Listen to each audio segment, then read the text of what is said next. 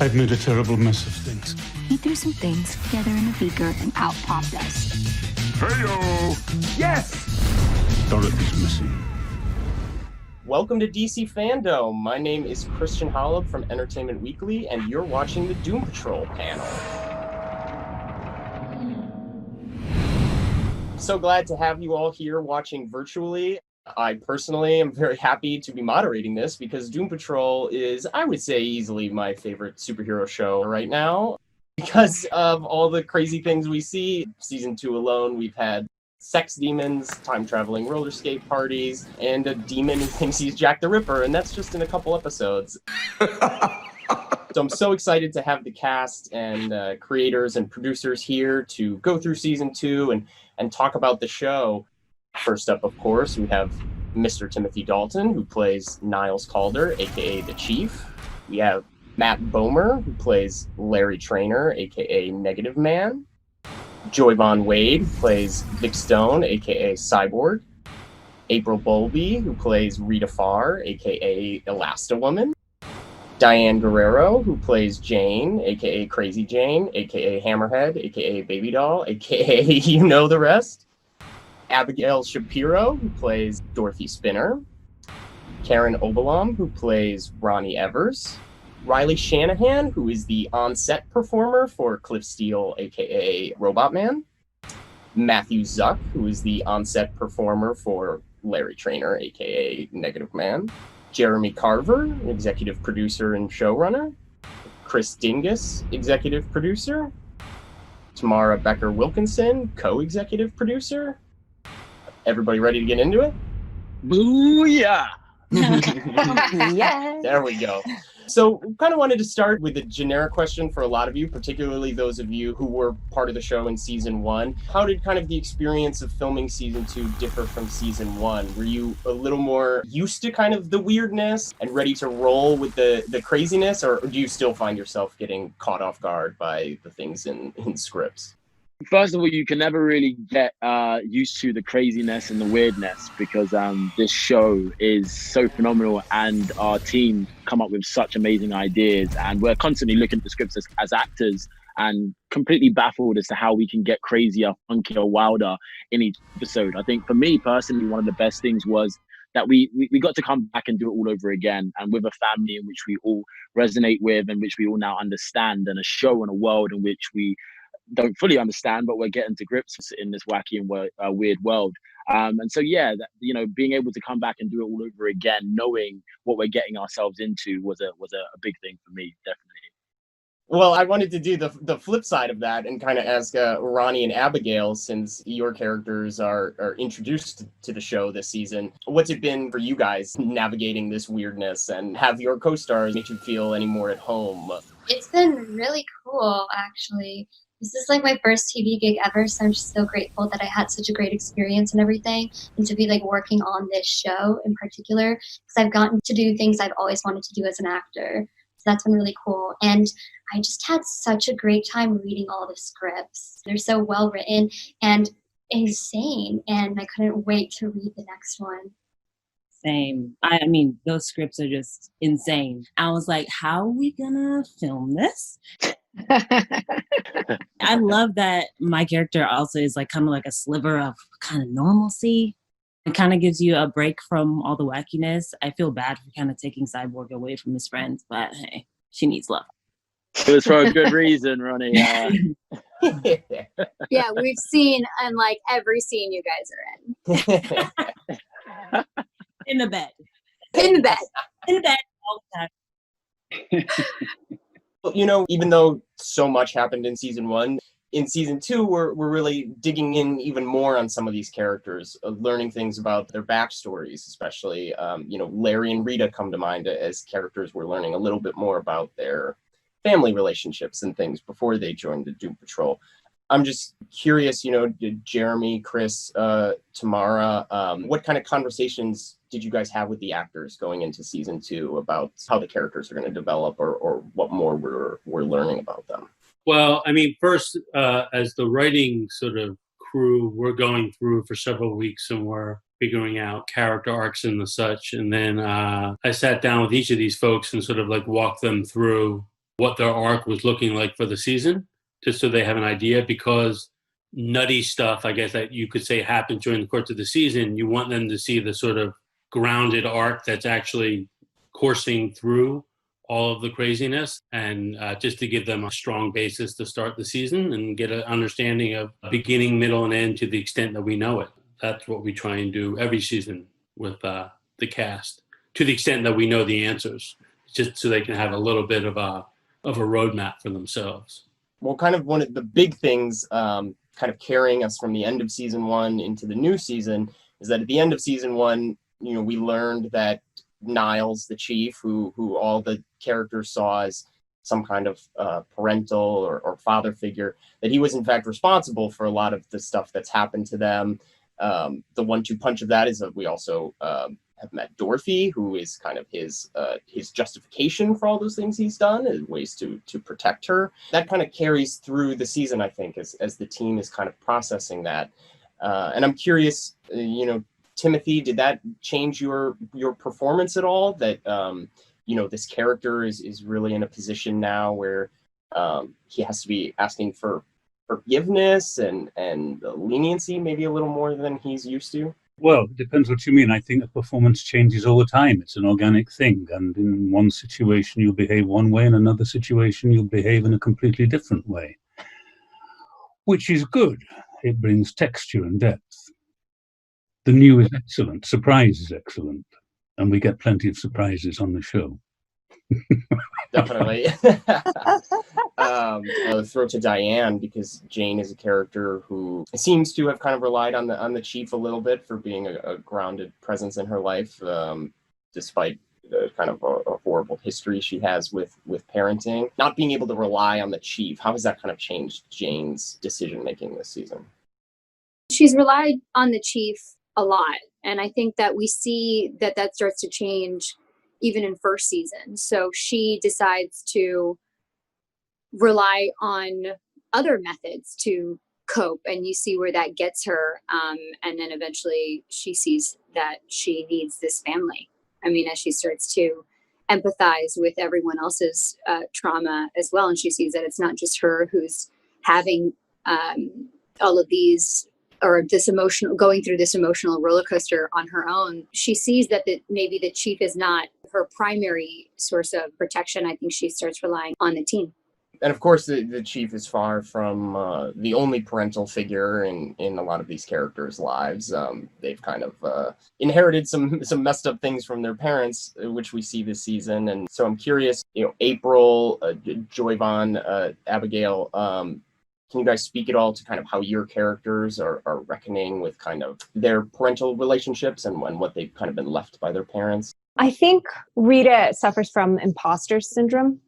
And I think her whole life being informed that her mother got her these jobs by doing lewd acts. She doesn't know where she stands. She doesn't feel like she belongs anywhere. And so it's informed her decisions. And that's why in season 1, she's such a narcissistic person, because she's protecting that idea that she has of herself, that she's not worth anything. And so in season 2, she starts to let her guard down. She starts to actually look at her past and see the damage that the parental figure in her life has caused, and she claims it. And so she starts to see these powers as not a weakness but an ability that she can use. And instead of getting stressed out, now she starts using it to stretch and to grow. And the only way she can do that is to look at her damage and to acknowledge it and grow past it. I think Big Vic Stone is helping her to control that or work out that element. Not to take any credit for it, guys. He's helping her, maintain her gloop. And I think for Vic, the biggest thing is for him is that Niles was essentially his a father figure to him, and I really look at Silas as more of a parental guardian than a father or than a dad. The relationship between Vic and Silas is very much a relationship in which warrants progress, as opposed to actually looking at the emotional well-being of Vic, and that's a constant back and forth. Hence why Vic decides to stay with the Doom Patrol. He's now got a family. You know, he hasn't felt, especially since the accident, that he has a family. You know, and that's why he's seeking for that and goes off and is against it at first. But once he does come around to come in and meet in the Doom Patrol, he starts to feel and see that void, in which is starting to be filled from a family in which he doesn't essentially feel like he has, which allows him to be more open and to see what all of the other gang are doing and how they're dealing with what they've gone through, which encourages him to start to take on this PTSD, hence him now leaving the Doom Patrol in season 2 to grow up, essentially. Abigail, did you want to add? Well, Niles is the only person who's really taken care of her for all these decades. So she loves him so much, but throughout the season, she realizes that he's not necessarily the person she thought he was, and he's locked her away for so long. So she's missed out on the world. And she realizes that her father isn't perfect, and nobody really is. And her father just doesn't want to see her grow up. I'm so glad to have Matthew and Riley on this call, because I want to shine a spotlight on kind of what you guys do on the show as the on-set performers for Negative Man and Robot Man. You know, could you guys just talk a little bit about how in general you kind of, you know, physically perform these characters and kind of imbue these personalities and themes of the show, even to their movements? And Matthew and Matt, if you guys kind of want to talk about your collaboration off of that. Collaborating with Matt has been really cool because he's just been so open, and like we have conversations about like what the character's feeling and what the relationship is to this person, like John in the first season, and just like how we think overall things are affecting Larry with the spirit and the relationship. So it's very open and like communicative thing where we get to really get into like the nitty gritty of what we're feeling. And then, you know, the way I like to come at it is like, you know, your body holds your emotion. And so it's just kind of like you try to think about how you would witness your emotion every day and how you would witness your an emotion in another person. And then you just kind of find where that lives in your body, and that becomes kind of like the posture, the speed, the rhythm, all of that goes into portraying that. I mean, I kind of have a lot of help too because I have neutral mask, so like the facial expression kind of assumed almost from the posture I give it, from the rhythm, from the speed, and all of that is so easily informed by like what the writing says and what these relationships are, and you can. It really is just like you're just acting, right? But then you're thinking about it in terms of, instead of, oh, how do I say this line? It's like, oh, how do I make sure that this physicality aligns with the way that the line I think would be said? And then it's just like, okay, now I take it to Matt and trust that he knows exactly what he's doing. And of course he does, because it's magic when it comes together, and the way that it's this energy hits, it's just like, it's great. Yeah, what I love about this job is it is a true collaboration with another artist on the role. It's not a one-sided mandate. We'll have a discussion. Sometimes I'll lay down an initial track, but Matthew's so brilliant in what he finds on set physically is oftentimes so inspiring to me that I'll go in and kind of vibe off of what he does. So it really is a back and forth, and I'm just so lucky that I get to work with him on the role. Like when you put on the suits that LJ Shannon and Creative Characters Engineering built, like they're just so beautiful, and they have this kind of enigmatic like thing where Matt and I's job is to kind of like breathe life into this beautiful, in my example of Robot Man, he's just like a husk of a thing. You see him on the side and you're like, whoa, that's amazing. But all of a sudden, you know, when you're in it, it's like how to, organize your body, you know? And then similarly to like the Matt Squared situation, like with Brendan and I, like I try to think about it where I'm like, okay, I'm not necessarily like making choices Riley would make, right? I'm acting through a Brendan Fraser filter. So something I started doing accidentally early in my process was like, I don't know, I started rewatching Brendan Fraser movies, man. And like, you know, like watching The Mummy, like, Benny, what the f***, you know? And like I started doing a mimic of him, and it just sort of like feels like it comes together. And we also, on top of it, Brendan and I feel like I'd be remiss if I didn't share it here. We like went to the same 900-person arts college, had the same mentor while we were there, and we both have the same birthday. Wow. If I wrote this in a book or a play or a show or something, you'd be like, that's hackneyed, that's fake. But it's just like, It's just life. It's wild. I want to piggyback off too what Riley said about the costumes too, because like, I mean, for every actor, I'm sure they'd all agree, like your costume informs your performance so much. Like the way that you move and all of that type of stuff is always a factor in the character.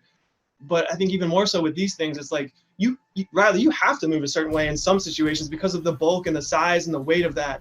And the same thing with me. It's like some things in Javan as well, with his sight and things like that. It's like some things you're kind of like, oh, well, this is how I would have to be in this situation. And then it informs and becomes like almost a character and emotional choice because you justify it and you find, well, how does this work? And now how can I make this work for the scene in the moment?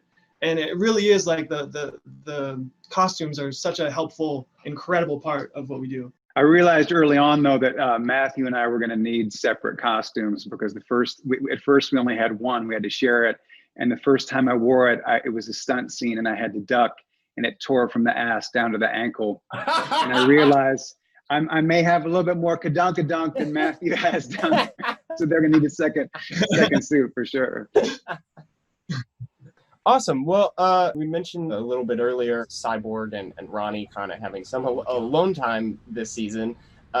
Even more than their kind of personal stuff, I've been very interested by kind of the conversations they're having with each other about what justice looks like and how much of justice is about punishment, you know, punishing criminals, punishing people in a relationship who lie to you, versus kind of forgiveness and giving people a second chance.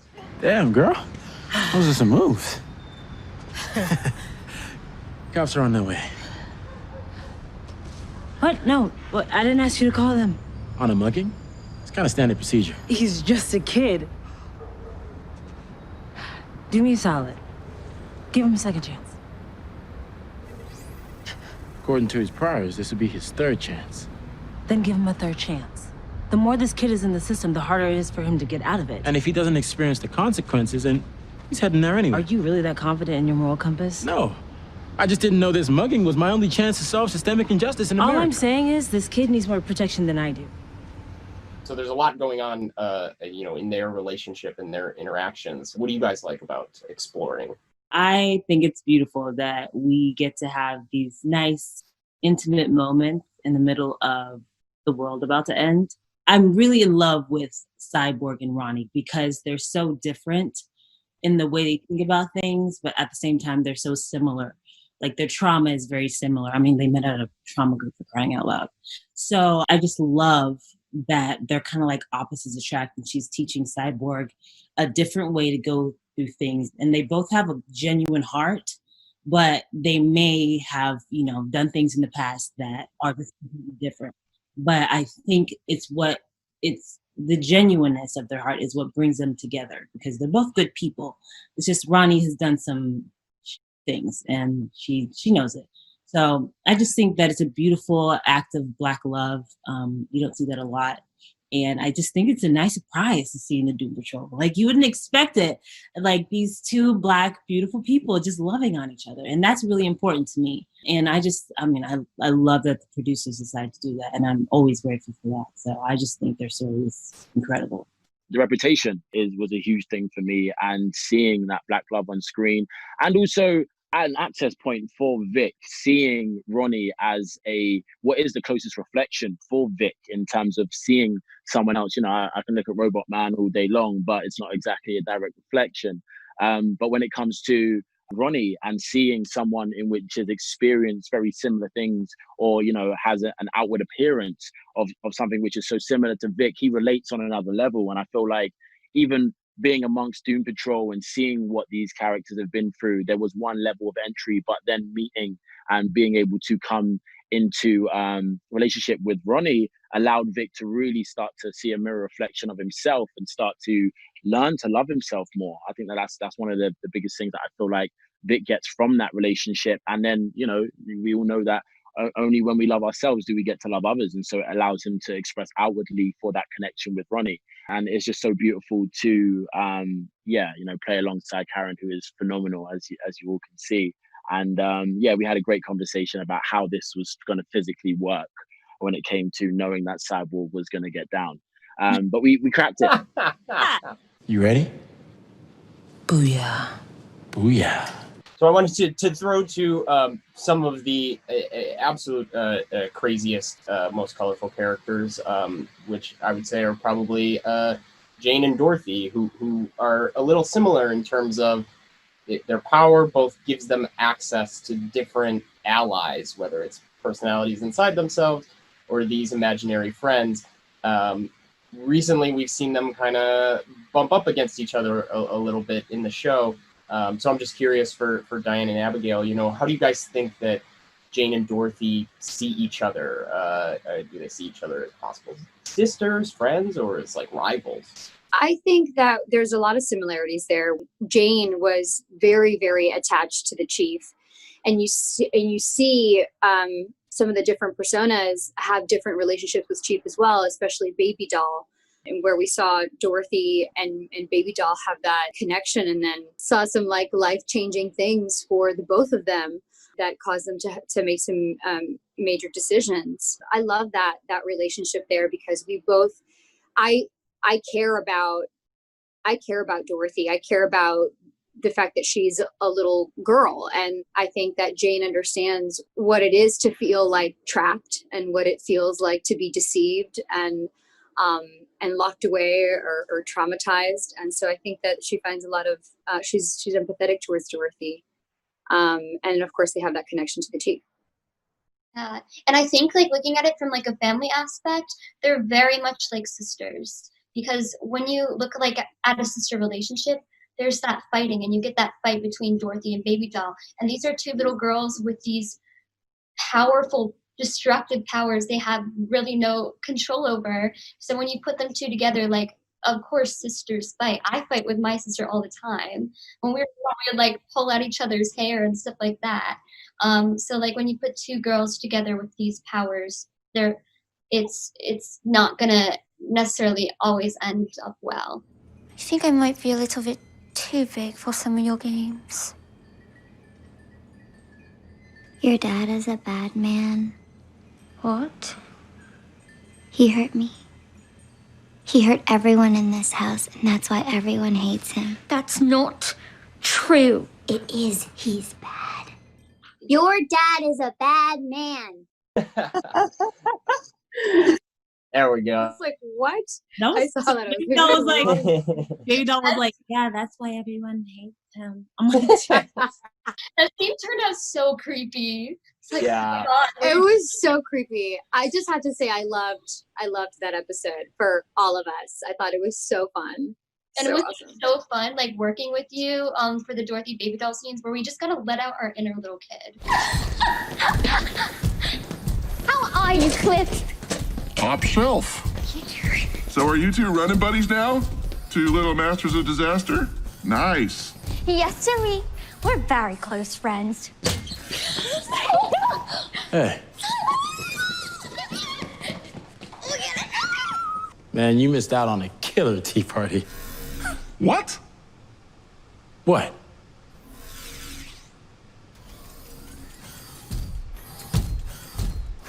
This is DC Fandom, so we have some questions from fans as well. Hi, my name is John Tharp from Lynchburg, Virginia, and my question is, was the writer's room a no bad ideas sort of space? Because there seem to be no limits on the Doom Patrol show, and I absolutely love it. I feel like it's only bad ideas space. And just case in point, I wrote an episode where the villain descends on a crowd in a giant butt balloon, and that made it to film. So. Hi, my name is Austin. I'm from Hawaii, and my question is, will the Doom Patrol ever acknowledge themselves as the Doom Patrol?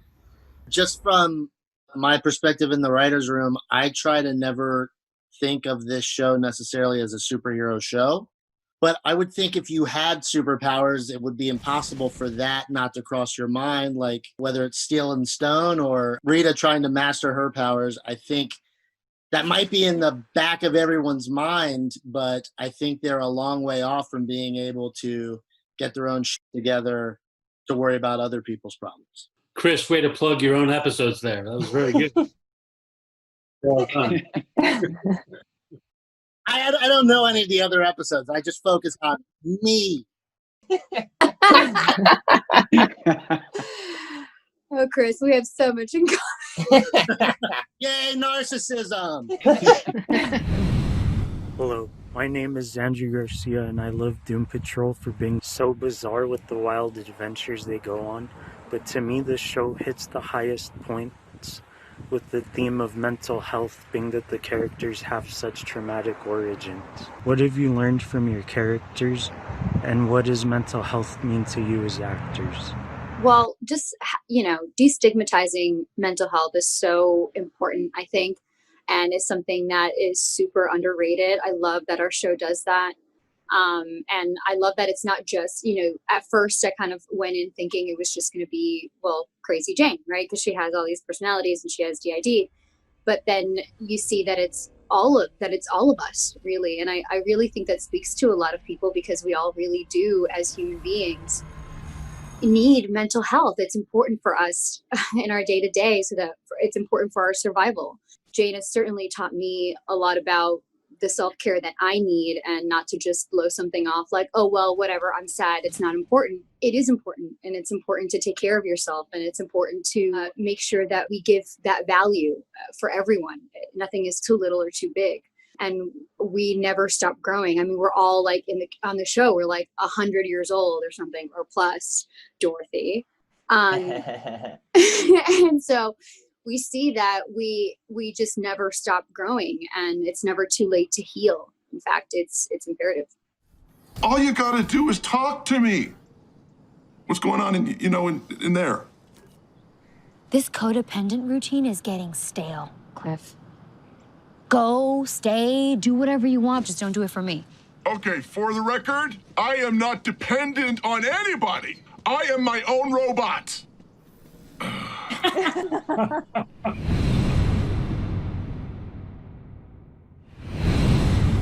Wow. Oh, man. Nice job, Armando. Whoa. Armando. Armando. Why is Robot Man so cool? Man. That is awesome. It is awesome. Look at Rita, pensive as ever, just next to Larry, as we should be. I like the side eye from Niles. He's like, I destroyed every one of these people.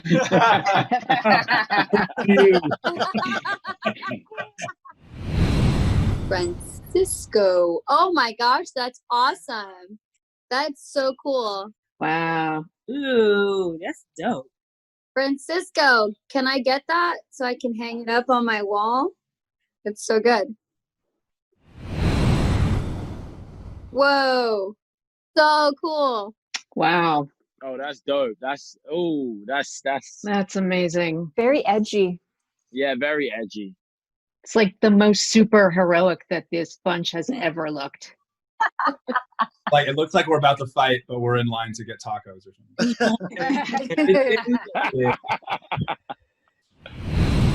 I think to wrap up, I wanted to play a really quick game with you guys based on some of the most insane characters that have popped up in Doom Patrol, such as Animal, Vegetable, Mineral Man, who was haunting the margins all last season. DC and Doom Patrol have a lot more crazy characters where that came from. So I just wanted to run 3 by you, and you guys tell me if you think they're a real character from DC Comics or if they're totally made up. Yeah. Sounds good. Let's do it.